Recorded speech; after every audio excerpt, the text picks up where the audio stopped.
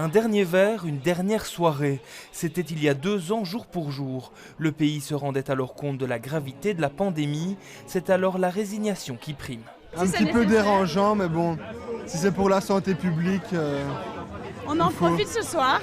L'Horeca ferme ses portes à minuit. Les commerces non essentiels se confinent le week-end. Des décisions prises la veille lors d'un conseil national de sécurité.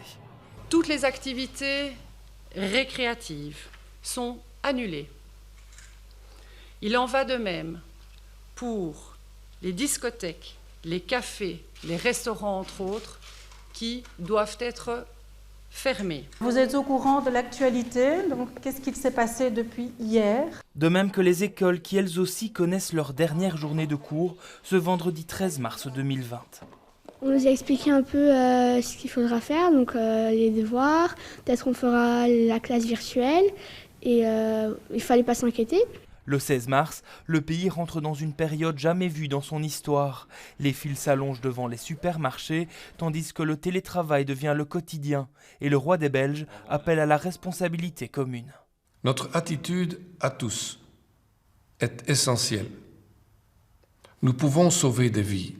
Mais le lendemain, les autorités serrent à nouveau la vis. Nous sommes le 17 mars. Les citoyens sont tenus de rester chez eux afin d'éviter un maximum de contacts en dehors de leurs familles proches. Le pays entre dès le lendemain midi dans un confinement strict.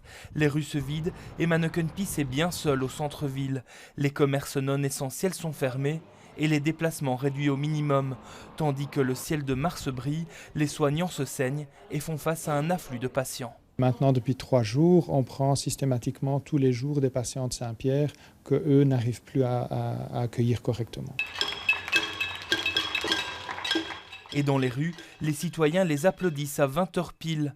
Fin avril, un premier déconfinement progressif est annoncé. La suite, on ne la connaît que trop bien.